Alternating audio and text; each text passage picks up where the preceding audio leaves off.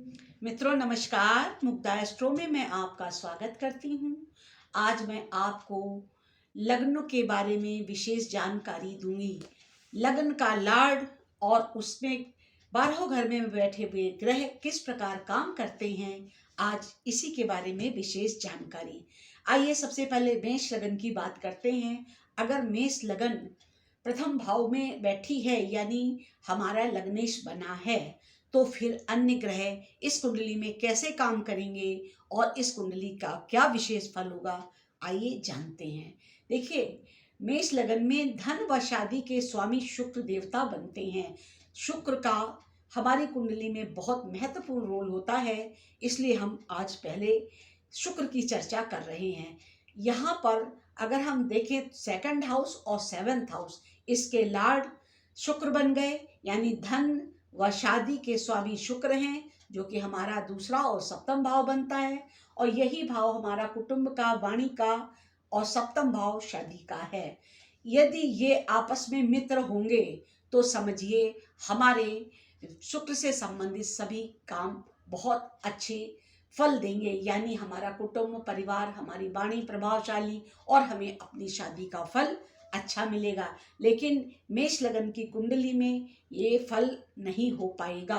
कारण आइए जानते हैं। इसमें शुक्र देवता जो हैं, इन घरों के स्वामी बने हैं और शुक्र देवता मंगल के मित्र नहीं हैं, यानी एंटी पार्टी भी हम कह सकते हैं।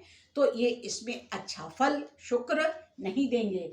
अष्टम से अष्टम की थ्योरी को अगर हम देखें तो ये दूसरा घर और 8वां घर जो बन रहा है, ये मारक प्रभाव रखता है।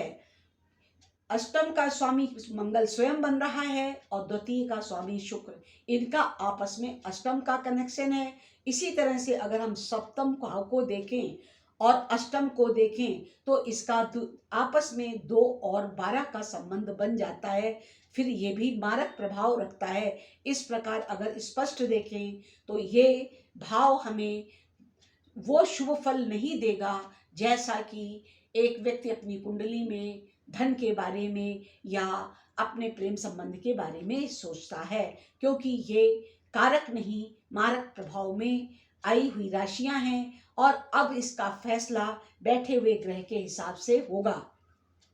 ध्यान से देखें, अगर इसको बुध के बारे में सोचें तो बुध को यहाँ पे तीसरा और छठा घर मिला हुआ है। ये भी फल अच्छा नहीं देंगे, क्योंकि ये घर भी मारक ही हैं। मंगल और बुध भी आपस में मित्र नहीं है। ये जो छोटे भाई बहन का घर है, इसमें फिजूल की मेहनत रहेगी और छठा घर, इसका भी फल अच्छा नहीं होगा। ये अति मारक ही कहलाएंगे।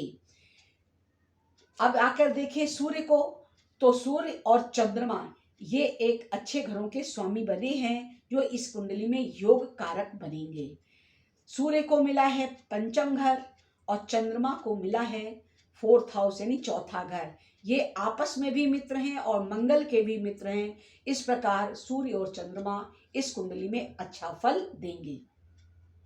बृहस्पति को यहाँ पर मूल त्रिकोण में स्थान मिला है, यानी हमारा 9th घर हाउस जिसे हम कहते हैं और एक 12th हाउस पर बृहस्पति इसमें अच्छा फल देंगे और ये मंगल के मित्र भी हैं। मंगल ने शनि को लाभ और कर्म का घर दिया है, किंतु मंगल का शत्रु शनि है, इसलिए ये सम ग्रह बनेगा और इसका फल हम सम ही कह सकते हैं।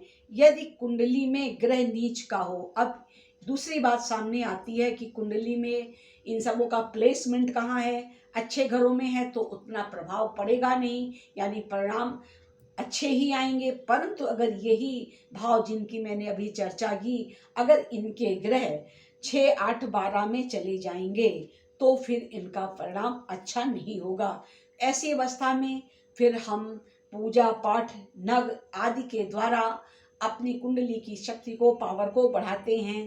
परंतु अगर 6, 8, 12 का ग्रह अच्छा नहीं है, यानी नीच है या एंटी है, जो कि हमें नुकसान पहुंचाएगा, तो फिर उन्हें हम मारक कहते हैं। और ऐसे मारक ग्रहों के पेंडेंट नग नहीं पहनने चाहिए, बल्कि पूजा पाठ करके ग्रह को शांत करना चाहिए। ये थी मेष लगन की विशेष बात। अगर मेष लगन की कुंडली है और आपके ग्रह जो कि फल देने के हिसाब से 6, 8, 12 में चले गए हैं और फल अच्छा नहीं कर रहे, तो फिर हमें पूजन पाठ के द्वारा अपनी कुंडली को स्ट्रांग बनाना चाहिए, पावर को बढ़ाना चाहिए, नग इत्यादि को नहीं धारण करना चाहिए। ये ध्यान देने योग्य बातें हैं, वरना कुंडली के फल बिगड़ते हैं और कभी कभी इतना जधिक बिगड़ जाते हैं कि संभलते ही नहीं। यदि समय रहते ही इस चीज को समझा जाए कि अगर फल बिगड़ रहे हैं तो कारण क्या है, अगर पूजा पाठ करा लेते हैं तो ग्रह शांत हो जाता है। ये हुई मेष लगन की खास बात।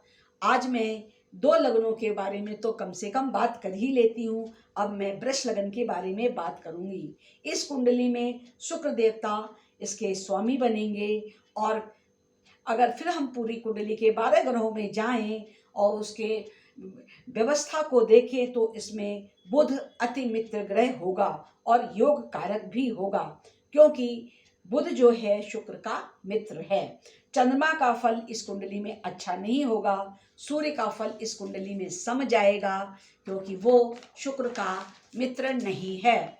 7वां घर इस कुंडली में अशुभ माना जाएगा और मारक बनेगा, क्योंकि वो फिर मंगल के अधिकार में आया है और मंगल इस कुंडली में शुभ फल नहीं करेगा। मंगल सप्तम का और द्वादश का स्वामी यहाँ बना हुआ है, तो इसका फल अच्छा नहीं होगा। बृहस्पति देवता इस कुंडली में भी कभी अच्छा फल नहीं देंगे, क्योंकि ये शुक्र की कुंडली है और फिर प्लेसमेंट भी अच्छे घर में बृहस्पति को नहीं मिला।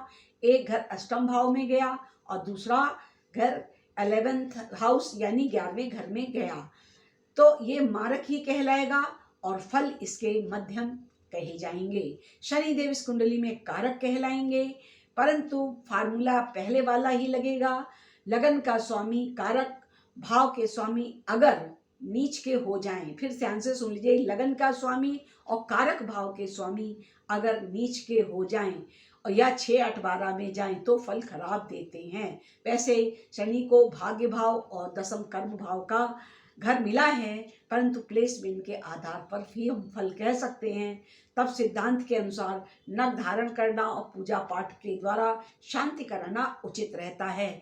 ये मैंने आज आपको 2 कुंडलियों के बारे में बताया, जिनका प्रारंभ मेष लगन से और वृष लगन से होता है।